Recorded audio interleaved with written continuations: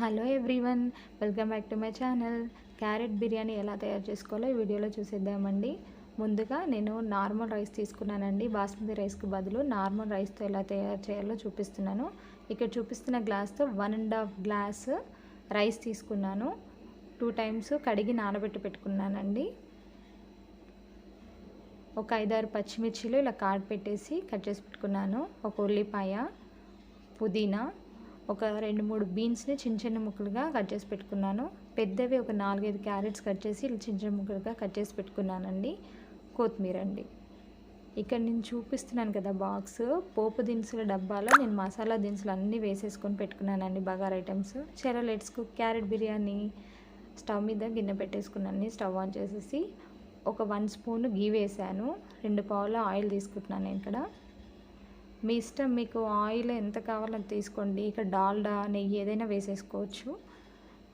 2 లవంగాలు, 2 మిరియాలు, దాల్చిన చెక్క, సాజీరా, జీలకర్ర వేస్తున్నానండి. దీంట్లోకి పచ్చిమిర్చి యాడ్ చేసుకుంటున్నాను అండ్ 2 బగారా ఆకులు వేసుకుంటున్నానండి. పచ్చిమిర్చి కొంచెం లైట్గా వేగాలండి. పచ్చిమిర్చి వేగాక మనం కట్ చేసి పెట్టుకున్న ఉల్లిపాయ ముక్కలను యాడ్ చేసుకుంటున్నాను. స్టవ్ హై ఫ్లేమ్లో పెట్టుకుంటున్నానండి. ఉల్లిపాయలు మరీ గోల్డెన్ బ్రౌన్ కలర్కి వేగాలని ఏం లేదు. ఇప్పుడు దీంట్లోకి నేను బగారా పువ్వు అంటారు చూడండి, అది యాడ్ చేసుకున్నాను. సో అవన్నీ ఫ్రై అయ్యాక మనం కట్ చేసి పెట్టుకున్న బీన్స్, క్యారెట్ యాడ్ చేస్తున్నానండి. స్టవ్ హై ఫ్లేమ్లో పెట్టాలండి. స్టవ్ హై ఫ్లేమ్లో పెట్టేసి మంచిగా ఒక 2-3 మినిట్స్ ఇలా ఫ్రై చేసుకోవాలి.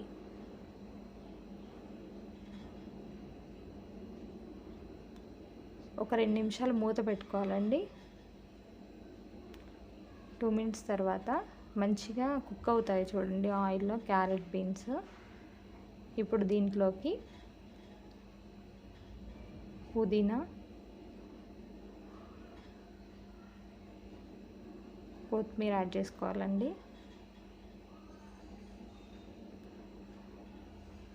కాసేపు ఫ్రై చేసుకోవాలండి. స్టవ్ హై ఫ్లేమ్ మీదనే పెట్టండి.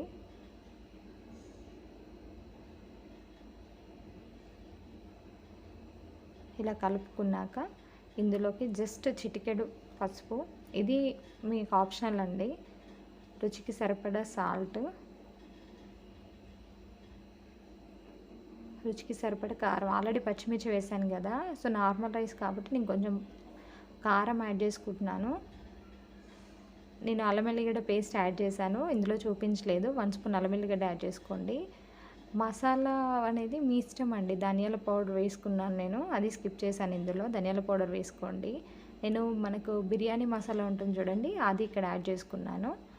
ఇవన్నీ మంచిగా మిక్స్ అయ్యేలాగా హై ఫ్లేమ్ మీద పెట్టేసి కలుపుకోవాలండి. ఇక్కడ నేను 1.5 కప్పు రైస్ తీసుకున్నాను కదా, దీనికి నేను 3 కప్స్ వాటర్ తీసుకుంటాను చూడండి. అంటే 1 గ్లాస్కి 2 గ్లాసెస్ వాటర్ కదండి. నేను 3 గ్లాస్ వాటర్ తీసుకున్నాను చూడండి.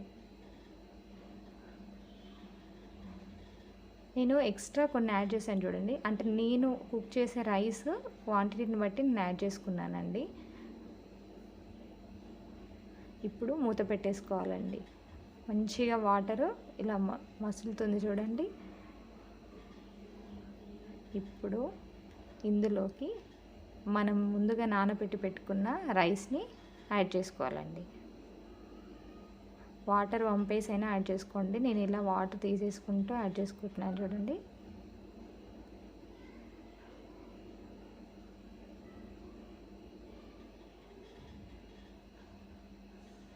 సో మొత్తం రైస్ యాడ్ చేసుకున్నాక ఒకసారి మంచిగా ఇలా కలిపేసుకోండి, మిక్స్ చేసుకోండి. డిన్నర్లోకి, లంచ్లోకి చాలా బాగుంటుందండి. ఇప్పుడు మూత పెట్టేసుకొని మీడియం ఫ్లేమ్లో పెట్టండి.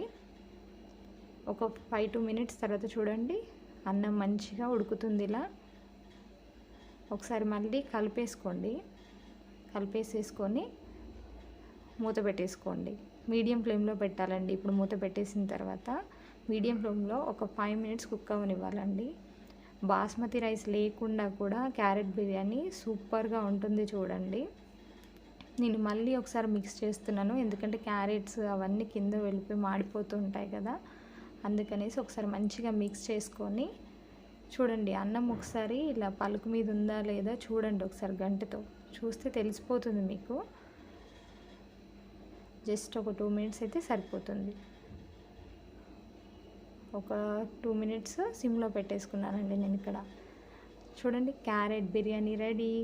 ఎంత పొడి పొడిగా ఉంది చూడండి రైస్. ట్రై చేయండి, ఎలా ఉందో కామెంట్ చేయండి. Please subscribe my channel, tap the bell icon అండి. Thank you so much.